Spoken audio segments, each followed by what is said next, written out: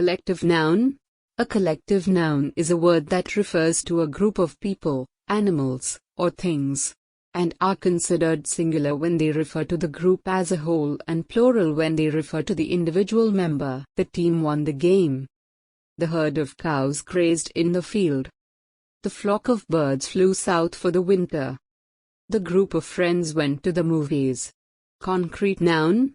A concrete noun is a noun that can be identified through one of the five senses: taste, touch, sight, hearing, or smell. Concrete nouns are things that can be seen, touched, tasted, heard, or smelled. They are usually tangible things that you can experience with your senses. For example, I ate an apple.